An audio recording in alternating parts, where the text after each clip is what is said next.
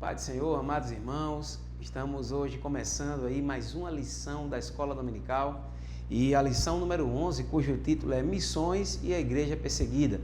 O texto áureo da lição é: e também todos os que piamente querem viver em Cristo Jesus padecerão perseguições. 2 Timóteo, capítulo 3, versículo 12. Verdade prática. Precisamos aprender com os cristãos perseguidos aspectos da fé cristã que só eles conhecem devido à natureza da operação que eles experimentam. E a leitura bíblica em classe está no livro de Atos, capítulo 6 e capítulo 8. O capítulo 6 vai ser o versículo 8 a 9, 13 e 14. E Atos, capítulo 8, versículo 1 até o versículo 4. Então eu vou ler primeiro Atos, capítulo 6, versículo 8. E diz assim: E Estevão, cheio de fé e de poder, fazia prodígios e grandes sinais entre o povo. E levantaram-se alguns que eram da sinagoga chamada dos libertos, e dos sirineus e dos alexandrinos, e dos que eram da Cilícia e da Ásia, e disputavam com Estevão. Apresentaram falsas testemunhas que diziam, isso é o versículo 13, este homem não cessa de proferir palavras blasfemas contra este santo lugar e a lei, porque nós lhe ouvimos dizer que esse Jesus Nazareno há de destruir este lugar e mudar os costumes que Moisés nos deu. Atos, capítulo 8. E também Saulo consentiu na morte dele e fez-se naquele dia uma grande perseguição contra a igreja que estava em Jerusalém. E todos foram dispersos pelas terras da Judéia e da Samaria, exceto os apóstolos. E uns varões piedosos foram enterrar Estevão e fizeram sobre ele um grande pranto. E Saulo assolava a igreja, entrando pelas casas e arrastando homens e mulheres, e os encerrava na prisão. Mas os que andavam dispersos iam por toda parte anunciando a palavra. Amém. Irmãos, o tema de hoje, ele vai tratar sobre missões e a igreja perseguida. Costumo dizer que toda a lição, desde a lição 1 até a lição 10, ele vai tratando sobre temas específicos de missões, e hoje na lição 11 ele vai tratar de uma consequência natural das missões, que é a perseguição. É interessante que muitos, que hoje aceitam a Jesus Cristo, muitas das vezes eles aceitam mediante um pragmatismo humano, pregações que tentam atrair o homem, prometendo mundos e fundos, riquezas, e de fato quando às vezes chegam a uma igreja que prega a palavra de Deus, eles se deparam com essa pregação de Timóteo, que Paulo fez a Timóteo, no capítulo 2, versículo 3 e 12. E também todos os que piamente querem viver em Cristo padecerão perseguições. E o que Paulo retrata nada mais nada menos é o que Jesus falou lá no Sermão do Monte, quando ele deixou bem claro que se a mim perseguiram, irão também perseguir vocês. Irão caluniar vocês, irão injuriar vocês em meu nome. Mas fiquem felizes, porque grande é o galardão que vos espera. Então é interessante lembrar que quando nós aceitamos a Jesus Cristo como o único, verdadeiro e suficiente Salvador, aceitamos para nos tornarmos a imagem e semelhança de Cristo. E também fomos transformados para pregar o Evangelho. Vimos que missões, muitas vezes, não está somente, vimos a lição em lições anteriores, não somente em ir para outro país, em ir para outro estado, mas nós podemos fazer missões, por exemplo, em nosso trabalho. E aí é que começam, de fato, as perseguições. O interessante uma vez foi Martin Luther King, que ele falou o seguinte: olha, se tu queres fazer alguns inimigos, você não precisa bater, xingar ninguém, basta que você pregue o Evangelho. Então, a partir do momento em que nós nos levantamos para pregar o Evangelho, acontece uma série de perseguições. O interessante, gente, é que a perseguição ao Evangelho, ela vai se dar por vários meios. Eu costumo dizer que existem frentes, de ataques à perseguição à igreja. E é interessante que você que está desse lado aí da tela, você muitas vezes está também sofrendo essa perseguição, ou muitas vezes você tem um conceito restrito de perseguição. Porque quando nós falamos a igreja perseguida, talvez algumas pessoas de fora digam, mas o Brasil tem uma liberdade religiosa, o Brasil não tem nenhum tipo de perseguição, você não vê ninguém sendo morto, né, por ser cristão. Isso é quando nós entendemos que a perseguição numa visão micro, né? Mas a perseguição macro, ela dá-se-á também por meios ideológicos. E hoje no Brasil, literalmente, existe um primeiro combate, uma primeira perseguição à Igreja de Cristo, é o combate ideológico. Existem naturalmente dentro, né, do Estado brasileiro ideologias completamente contrárias aos ideais cristãos. E que se necessariamente nós pregamos o Evangelho de Cristo, automaticamente essas pessoas que são contra essa nossa ideologia, naturalmente não nos perseguir. E a perseguição ideológica, ela começa aqui desde então, na época de Estevão, você vê aí em Atos capítulo 6, e Atos no capítulo 8, que Paulo inclusive consentiu, né, com a execução de Estevão. E essa perseguição, até chegar a esse ponto, ela tem todo um processo. Tá? Então, primeiramente, não se persegue os cristãos jogando pedra neles na rua. Não, mas primeiro a perseguição ela começa, primeiramente, criando um caráter intimidatório. Primeiramente, vai se intimidar, né, as ideias, fazer com que os cristãos sintam-se, né, constrangidos a pregar sobre a palavra de Deus. E essa perseguição ideológica, ela primeiramente, ela começa criando um estigma ao cristão de fundamentalista, dizendo que todas as ideias que nós defendemos são ideias machistas, são ideias homofóbicas, são ideias que muitas vezes vão perseguir alguém. E a perseguição, primeiro ideológica, ela faz com que se crie primeiramente um caráter intimidatório. Ela primeiro joga a população contra os ideais cristãos. Depois há, por parte, né, daquelas pessoas que são contrárias aos ideais cristãos, o objetivo de se criar leis para que os cristãos, a partir daquele momento, sejam calados, não tenham a oportunidade de pregar o evangelho da maneira como ele deve ser pregado. Então, o segundo modo de se combater os cristãos hoje, que estamos encarando, é pelo meio legislativo e também judicial. Decisões, muitas vezes, que relativizam a liberdade religiosa, proibindo, muitas vezes, e considerando ofensiva, uma pregação de que somente Jesus salva, somente Ele é o caminho, a verdade e a vida, e todo aquele que está fora de Cristo é demônio.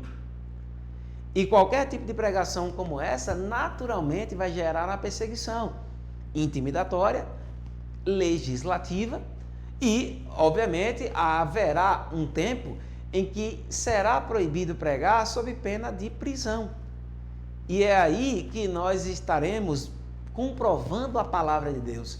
E é a partir desse momento em que a nossa fé vai ser provada. Porque a partir do momento em que eu tenho uma perseguição meramente ideológica, se a pessoa se cala já nesse primeiro momento, quiçá quando for proibido por lei pregar a palavra de Deus, ela não terá coragem. Se a sua fé ela não for forte, ela não terá subsídios para pregar o evangelho lá fora, mesmo diante de todas as perseguições. Um outro inimigo, né, da pregação, das missões, além, né, desse caráter intimidatório do próprio Estado, né, são as outras religiões. E eu digo isso porque, por exemplo, você talvez conheça a realidade de alguns cristãos que hoje estão vivendo em países que são majoritariamente muçulmanos. O Alcorão é o livro sagrado para os islâmicos, né? Eu já tive a oportunidade de ler, não todo, mas li uma boa parte do Alcorão, e existe uma ala, né, dos islâmicos muçulmanos que são completamente literais e eles creem naquilo e fazem, né, como eles dizem, a Sharia. A Sharia é a implementação, né, de um direito muçulmano em um Estado, onde eles acreditam, né, que a Sharia ela deve ser aplicada em um Estado onde deve se apedrejar, né, adúlteros, onde deve-se matar homossexuais. Eles têm alguns, né, têm uma visão muito literal, e um deles, eles consideram o seguinte: olha, se tu fores em uma casa e encontrares alguém que tenha apostatado, né, ou que não seja da fé muçulmana, que primeiro chame-o. E ele terá duas oportunidades. A primeira deles é que ele converta-se ao islamismo, ou então será apedrejado. Então percebe-se que existem religiões que a perseguição ela deixa de ser meramente ideológica e vai ser uma perseguição de natureza física. Então cristãos que vivem em outros países, eu digo muitos também da África do Sul, né, que são muçulmanos, uma grande parte, e existem cristãos lá que estão sendo perseguidos, encontram também uma resistência imensa, porque o cristianismo ele é inimigo do secularismo.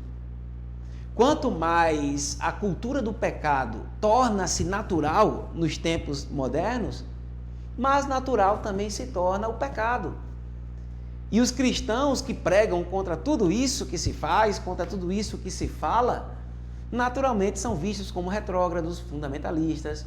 Hoje a cultura diz que é natural, deixe legalizar o uso da maconha, deixe que se legalize o aborto, deixe que se faça o que quer de sexo antes do casamento. Mas os cristãos que defendem a palavra de Deus pregam contrariamente a tudo isso.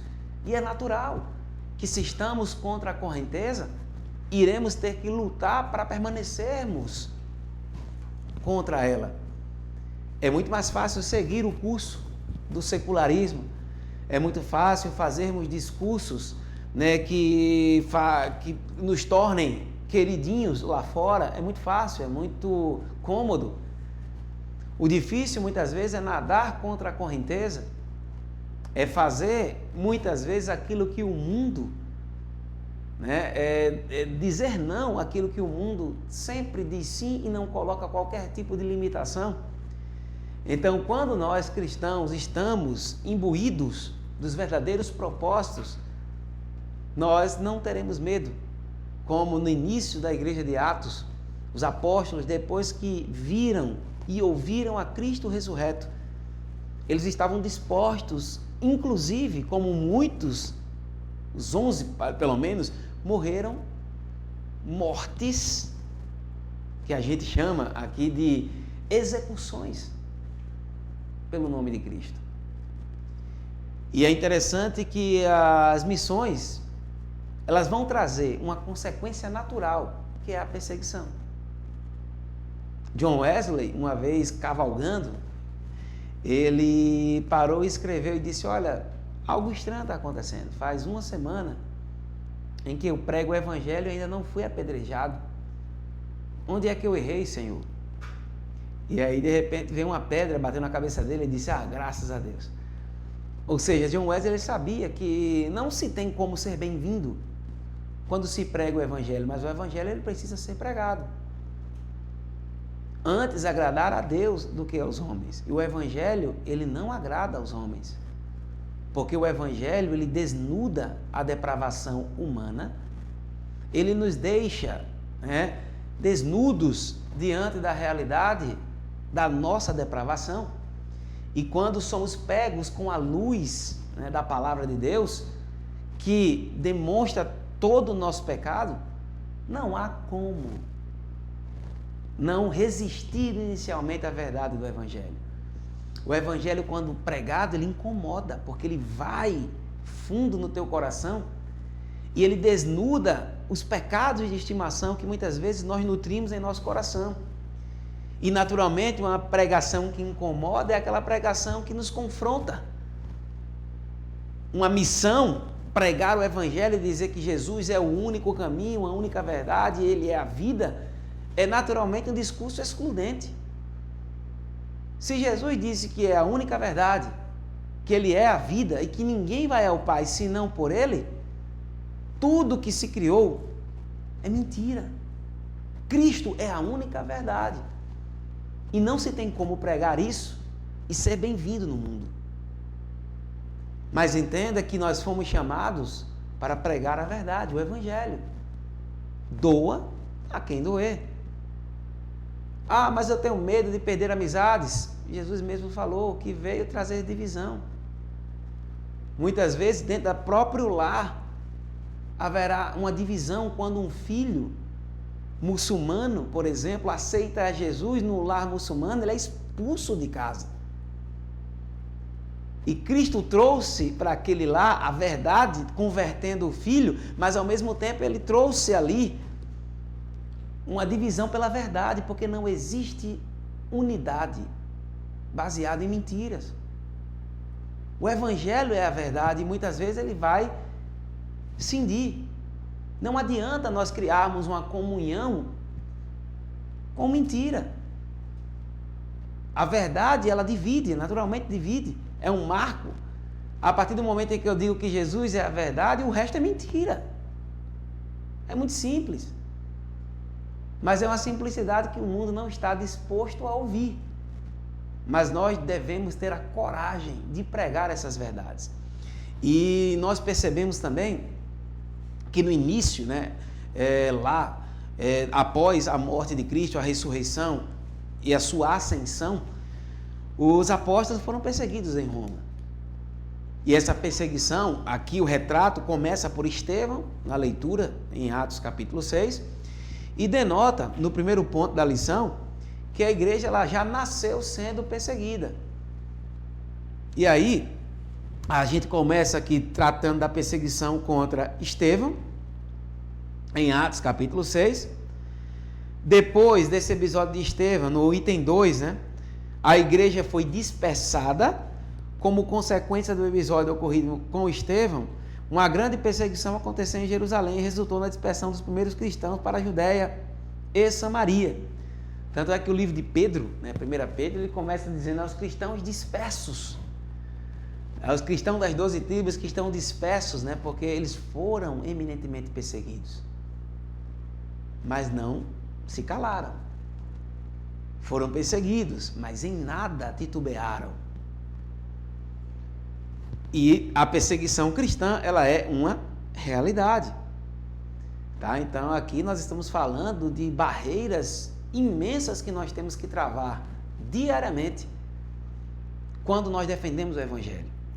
Porque o Evangelho, ele atinge a todos os setores da sociedade.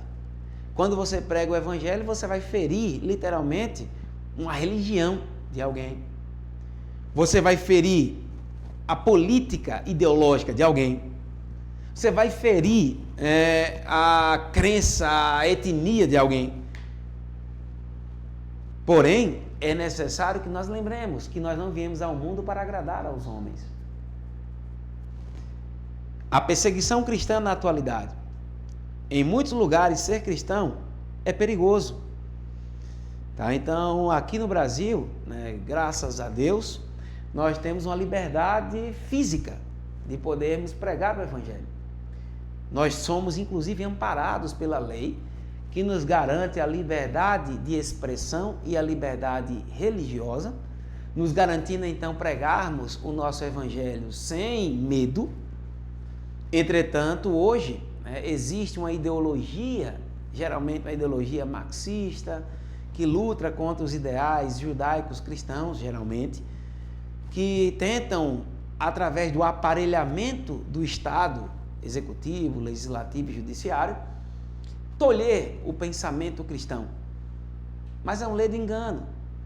Se eles acham que a criação de uma lei, que entendimentos dos tribunais irão calar o povo de Deus, estão muito enganados. Porque nós sabemos que mesmo que surja hoje uma enorme perseguição ao povo de Deus, mesmo que pregadores, pastores por todo o Brasil comecem a ser presos pelo que estão pregando, Deus sempre levantará um remanescente que não terá medo de continuar pregando a palavra. Muitos, inclusive muitos irão às prisões, sofrerão no cárcere a beleza de serem presos pelo nome de Cristo. E isso, para nós cristãos, é um privilégio, assim como foi para Paulo. Era um privilégio sofrer o que Cristo sofreu. E nós cristãos sabemos que a perseguição a nós é um privilégio, porque se somos perseguidos por Ele, nós temos a certeza, assim como Paulo falou a Timóteo: Timóteo, continue a pregar. Coisas ruins podem lhe acontecer como me aconteceu, e ele falou a Timóteo: fui perseguido, chicoteado, preso, quase morto, passei por tempestades, por fome, por sede. Mas ele diz: mas o Senhor de tudo me livrou. E é essa a certeza que nós temos. Não são leis, não são outros tipos de políticas públicas que impedirão de nós pregarmos o Evangelho e do Reino crescer. Mas isso servirá, como sempre serviu, como adubo para o crescimento da Igreja do Senhor. No ponto 2, nós temos um exemplo da Coreia do Norte, né? Que hoje é a nação mais fechada para o Evangelho. E segundo a classificação do portal Missões Abertas, em primeiro lugar, em perseguição mundial, a Coreia do Norte é apontada como a nação mais fechada para o Evangelho desde o início desse século. Nesses últimos anos, o país norte-coreano teve 3 milhões de pessoas mortas pela fome. É um quadro desastroso. E, ao mesmo tempo, a perseguição religiosa é extrema. Infelizmente, a Coreia do Norte é uma vítima de uma tirania que arruinou a nação, tendo os cristãos sob intensa e horrorosa tortura. Por esses motivos, a Igreja Mundial deve orar e se interessar pela Coreia do Norte. Imagine o que é fazer missão lá.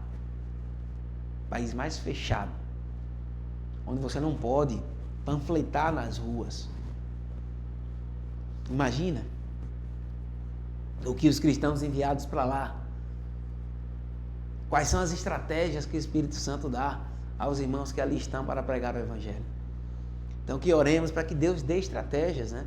Para que os irmãos da Coreia do Norte que ali estejam, que o Espírito Santo, dono de toda a sabedoria, dê estratégias para que eles possam lá continuarem a pregar o Evangelho de Deus.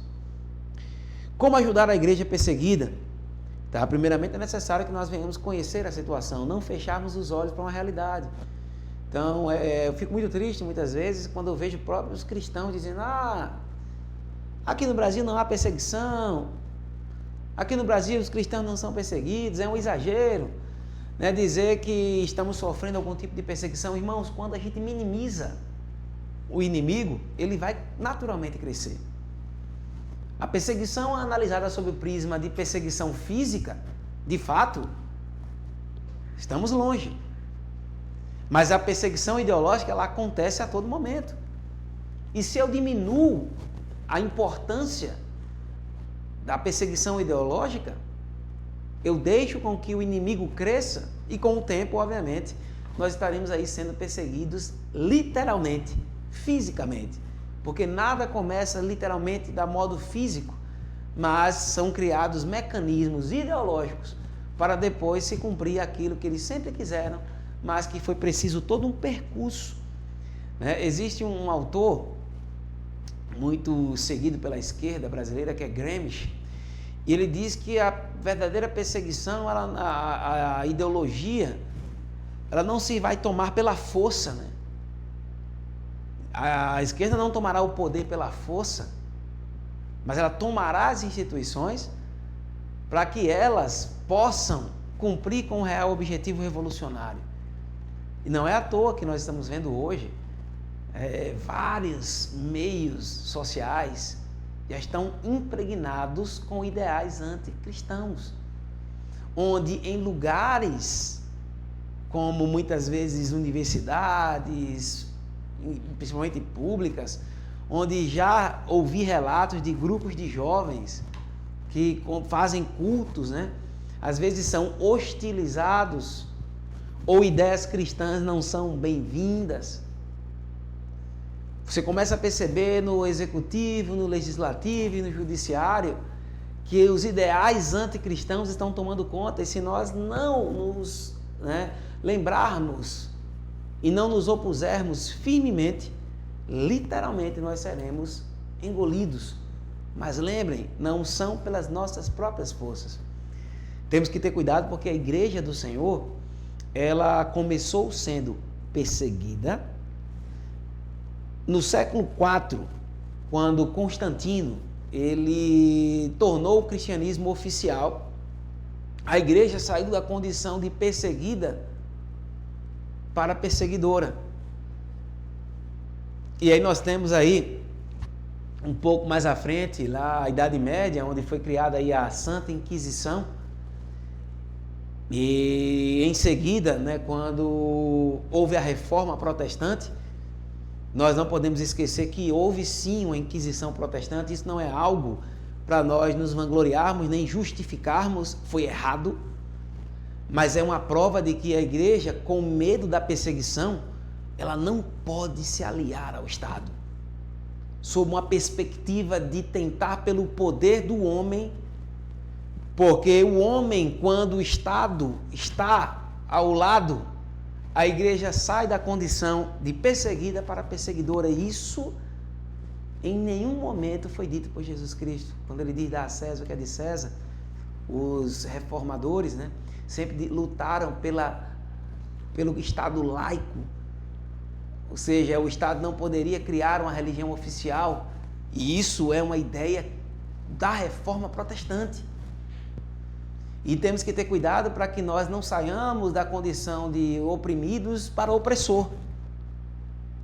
Que nós preguemos o Evangelho e confiemos somente em Cristo, porque Ele é o dono da igreja. É Ele quem vai cuidar da igreja. Ore pela igreja perseguida. Se envolva com a causa da igreja perseguida. Um cristão que é alheio a tudo isso, ele é um cristão morno. Ele é um cristão insosso. Ele é um cristão que vê apenas no Evangelho algo para satisfazer as suas próprias concupiscências, os seus desejos carnais de riqueza, de prosperidade. Um cristão que vai a um culto com o objetivo tão somente de buscar coisas ou bens materiais para si, é um cristão que não se envolve com questões da igreja perseguida.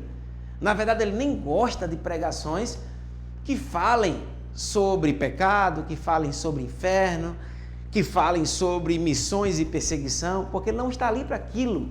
Ele não quer saber do que está lá fora. Ele vai à igreja para realizar os seus sonhos. Então, cuidado, é preciso que, como cristão, eu me compadeça da dor dos irmãos. Tem irmãos lá na Coreia do Norte que estão sendo perseguidos e mortos hoje. Tem irmãos lá no Oriente Médio que estão sendo mortos agora, nesse momento, porque estão pregando o Evangelho. Se eu não ponho os meus joelhos no chão e tiro um turno, ou 1 hora, 10 minutos, 20 minutos, para que Deus continue a encorajar quem está sendo perseguido, nós somos cristãos que não estamos nos envolvendo. Somos cristãos mornos, frios, que fizemos do Evangelho apenas algo para satisfazer os nossos desejos. O Evangelho vê no outro, vê no irmão, a possibilidade de nós nos ajudarmos mutuamente, orando uns pelos outros. A conclusão é que, infelizmente, há lugares em que cristãos são mortos por causa da sua fé em Jesus. Isso mesmo. Em pleno século XXI, pessoas são mortas por causa de Jesus em nome de ideologias satânicas, que se sentem ameaçadas com os fundamentos da fé cristã. Oremos pelos nossos irmãos perseguidos. Que Deus nos conceda a graça de ser uma igreja que se alegra em estar na presença dEle, intercedendo dia após dia pela obra missionária, principalmente pela igreja perseguida. Irmãos, encerramos essa lição orando a Deus pelos irmãos que estão fora, sendo perseguidos pelo Evangelho. E oremos por nós, que embora não estando em outro país, em outro estado, mas que fazemos missões em nosso trabalho, em nossa escola, em nossa faculdade, naturalmente os inimigos se levantarão contra nós. Mas lembrem, maior é o que está em mim do que o que está no mundo. Que Deus abençoe a todos os irmãos, em nome de Jesus. Amém.